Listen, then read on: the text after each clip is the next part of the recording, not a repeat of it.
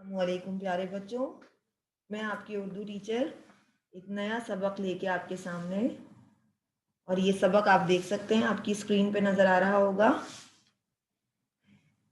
آج ہمارا سبق جو ہے وہ ایک نظم ہے، اور یہ نظم ہے ہماری ایک وقت میں ایک کام۔ ایک وقت میں ایک کام۔ اپنی بک ساتھ اوپن کریں تو یہ آپ کو نظر آئے گا صفحہ نمبر 58، یعنی کہ پیج نمبر 58 پر آپ کی یہ نظم موجود ہے۔ آپ میرے ساتھ ساتھ اپنی کتابوں میں کھول کر اس نظم کا مطالعہ کر سکتے ہیں۔ ایک وقت میں ایک کام۔ نظم پڑھنے سے پہلے ہم اس کے شاعر پہ تھوڑا تبصرہ کر لیں۔ اس کے شاعر ہیں اسماعیل میرٹھی۔ اسماعیل میرٹھی اردو ادب کے بہت نمایاں اور مشہور شاعر ہیں۔ آئیے ہم ان کا تعارف پڑھتے ہیں۔ ان کا تعارف کیا ہے؟ محمد اسماعیل میرٹھی کا شمار اردو کے بلند پایہ شاعروں میں ہوتا ہے۔ بلند پایہ مطلب بہت مشہور، بہت اچھے شاعر، جن کی شاعری پوری دنیا میں مشہور ہو، اسے بلند پایہ شاعر کہتے ہیں۔ وہ 12 نومبر 1844 کو میرٹھ میں پیدا ہوئے۔ ٹھیک ہے، میرٹھ ہندوستان کا ایک شہر ہے، اس کا نام میرٹھ ہے، یعنی کہ وہ انڈیا سے ان کا تعلق تھا، ہندوستان میں پیدا ہوئے تھے 1844 میں۔ ابتدائی تعلیم میرٹھ میں ہی حاصل کی۔ ابتدائی تعلیم یعنی کہ پرائمری ایجوکیشن، جو انہوں نے شروع کی تعلیم تھی، یعنی کہ کلاس 1 سے لے کے میٹرک تک انہوں نے ہندوستان میں ہی حاصل کی۔ تعلیم مکمل کرنے کے بعد سہارنپور کے ضلعی اسکول اور آگرہ کے اسکول میں فارسی کے استاد رہے۔ جب تعلیم مکمل کر لی، میٹرک پاس کر لیا، جب پوری تعلیم مکمل ہو گئی، یعنی کہ آگے کی تعلیم بھی مکمل کرنے کے بعد سہارنپور بھی ہندوستان کا ایک گاؤں ہے، ایک شہر ہے، ایک جگہ کا نام ہے۔ وہاں کے ضلعی اسکول، یعنی کہ وہ ایک ضلع کا نام ہے سہارنپور، وہاں کے ضلعی اسکول اور آگرہ بھی ہندوستان کے ایک شہر کا نام ہے، وہاں کے اسکول میں فارسی کے استاد رہے۔ جس طرح بچوں آج کل ہمارے یہاں انگریزی سیکھنا بہت ضروری ہوتا ہے، ہمارے سبجیکٹ کا حصہ ہوتا ہے، سندھی سیکھنی بہت ضروری ہوتی ہے، ہمارے سبجیکٹ کا حصہ ہوتی ہے، اسی طرح پہلے زمانے میں فارسی سیکھنا لازمی ہوا کرتا تھا۔ پہلے زمانے کے شاگرد جو تھے، استاد جو تھے، وہ انگریزی کی تعلیم نہیں دیا کرتے تھے بلکہ فارسی کی تعلیم دیا کرتے تھے۔ تو محمد اسماعیل میرٹھی نے اتنی زیادہ فارسی کی تعلیم حاصل کی کہ بعد میں وہ سہارنپور کے ضلع اسکول اور آگرہ کے اسکول میں فارسی کے استاد مقرر ہو گئے۔ اچھا جناب، ریٹائر ہونے کے بعد باقی عمر کتابیں لکھنے میں گزاری۔ بہت ساری شعر و شاعری کی آپ نے۔ اعلیٰ قابلیت اور ادبی خدمات کے سلسلے میں خان صاحب کا خطاب ملا۔ بچوں کے لیے متعدد درسی کتابیں لکھی۔ متعدد مطلب بے شمار، بہت زیادہ کتابیں لکھی۔ ایک کلیات ان کی یادگار ہے۔ کتابوں کا مجموعہ ایک کلیات ان کی یادگار ہے۔ غزلیات کے علاوہ انہوں نے اخلاقی نظمیں، قصے اور کہانیاں بھی لکھیں۔ اخلاقی نظمیں، قصے اور کہانیاں وہ ہوتی ہیں جن سے ہمیں کوئی نہ کوئی سبق حاصل ہوتا ہے۔ 1 نومبر 1917 کو میرٹھ میں انتقال کر گئے، یعنی کہ میرٹھ میں ہی پیدا ہوئے اور میرٹھ میں ہی وہ انتقال کر گئے۔ یہ محمد اسماعیل میرٹھی کا مختصر سا تعارف تھا۔ اب آئیے ان کی نظم میں دیکھتے ہیں کہ انہوں نے ہمیں کیا نصیحت کی ہے یا ہمیں وہ کیا بتانا چاہ رہے ہیں۔ پہلے ہم اس کی ریڈنگ کرتے ہیں۔ ہے کام کے وقت کام اچھا، اور کھیل کے وقت کھیل زیبا۔ جب کام کا وقت ہو کرو کام، بھولے سے بھی کھیل کا نہ لو نام۔ ہاں کھیل کے وقت خوب کھیلو، کودو پھاندو کے ڈنڈ پیلو۔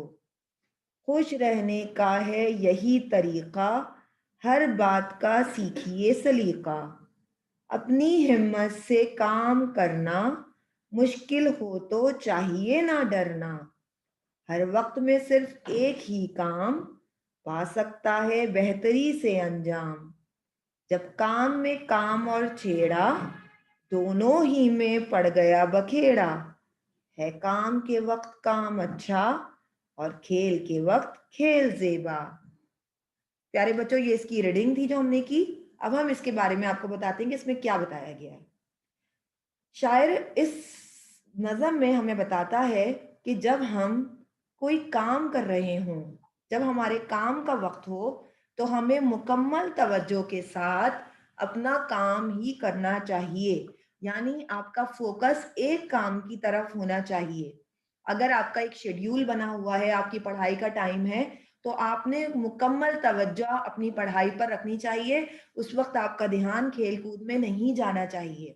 मिसाल के तौर पर आप स्कूल आते हैं, आपकी स्कूल की टाइमिंग्स होती हैं, उन स्कूल की क्लास के दौरान अगर आप अपना ध्यान पढ़ाई से हटाकर इधर-उधर बातों में या खेल में लगाते हैं, तो आपका इस तरह नुकसान होता है, आपका लॉस होता है। आपको टीचर जो क्लास में पढ़ा रही होती है, वो आपको समझ नहीं आता और फिर वो एग्ज़ाम्स में आपके लिए प्रॉब्लम हो जाती है।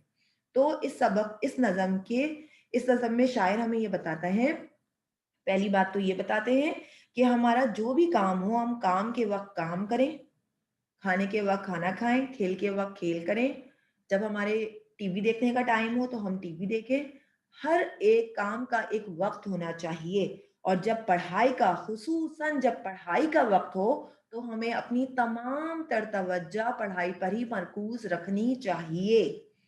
जैसा कि अभी आपकी ये ऑनलाइन क्लास चल रही है, ठीक है? अगर आप इस वक़्त अपनी ऑनलाइन क्लास छोड़कर अपना ध्यान इधर-उधर बाकी फैमिली मेंबर्स में लगाते हैं कि छोटा भाई क्या कर रहा है, छोटी बहन क्या कर रही है या मेरे पापा कहाँ हैं, मम्मा क्या कर रही हैं, तो इस तरह ये जो आपका लेक्चर है, जो आपको यहाँ पढ़ाया जा रहा है, वो यकीनन आप मिस कर लेंगे। आपकी मुकम्मल तवज्जो नहीं होगी, तो इस तरह आप ये लेसन भी मिस कर लेंगे और आपको समझ भी नहीं आएगा। पर जब आप पेपर में एग्ज़ाम देने के लिए बैठेंगे और जब आप इसकी तशरीह करने बैठेंगे तो आप नहीं समझ पाएँगे क्योंकि आपकी दिमाग जो था वो इधर-उधर हो गया था। तो हमें काम के वक़्त काम ही करना चाहिए और खेल के वक़्त खेल ज़ेबा। ज़ेबा का मतलब होता है मौज़ू, मुनासिब यानी कि उसी वक़्त अच्छा लगता है वो काम। जब काम का वक़्त हो करो काम, भूले से भी खेल का न ना लो नाम। ये मैंने आपको बताया कि जब काम का वक़्त हो काम करें और जब खेल का वक़्त हो खेल। हाँ, खेल के वक़्त खूब खेलो, कूदो-फांदो के डंड पेलो। डंड पेलो मतलब ये ख़ास किस्म की वर्जिश होती है जो हम खड़े होकर और बैठकर सिट-अप की तरह करते हैं। खड़े होते हैं जो पहलवान लोग करते हैं ना, उसे कहते हैं डंड पेलो। यानी कि जो कबड्डी वग़ैरह खेलते हैं वो ये एक्सरसाइज़ ज़रूर करते हैं। ये ख़ास किस्म की वर्जिश होती है। अच्छा जी, खुश रहने का है यही तरीक़ा, हर बात का सीखिए सलीक़ा। यानी कि हर बात का आपको सलीक़ा आएगा, तो एक तो आप खुद भी खुश होंगे, दूसरा सामने वाला हर कोई आपकी तारीफ़ करेगा। आप हर काम तरीक़े से करें। पानी पीने का वक़्त आए, जब आपको प्यास लगे, आप बैठकर सीधे हाथ से 3 साँसों में पानी पिएँ।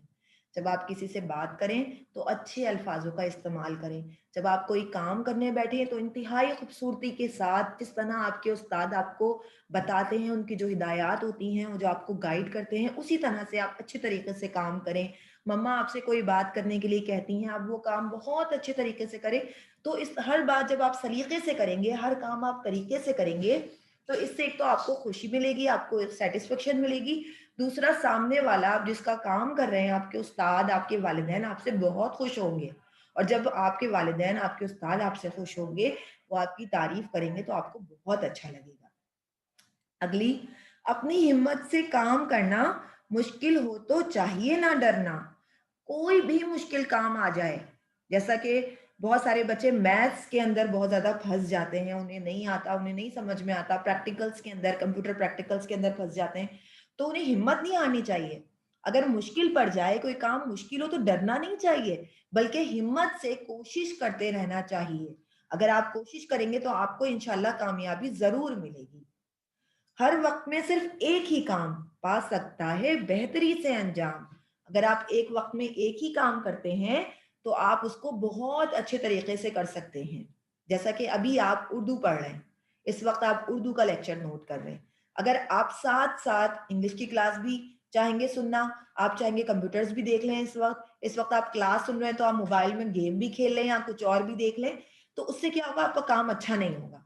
वो बेहतरी से अंजाम नहीं पाएगा। ना आपको क्लास का लेक्चर अच्छी तरह समझ में आएगा, ना मोबाइल के अंदर आपको दूसरी चीज़ें आप देख सकते हैं। तो जब आप एक काम करें तो उसपे फुल फ़ोकस करके करेंगे, तो वो अच्छा होगा। जब काम में काम और छेड़ा, दोनों ही में पड़ गया बखेड़ा। जब एक काम के बाद साथ साथ दूसरा काम करने बैठते हैं तो ना ये होता है ना वो होता है, और दोनों ही बखेड़े में पड़ जाते हैं। बखेड़ा पड़ना मतलब ही के फैलावा होना, दोनों ही बिगड़ जाते हैं, दोनों ही फैल जाते हैं। है काम के वक्त काम अच्छा और खेल के वक्त खेल ज़ेबा।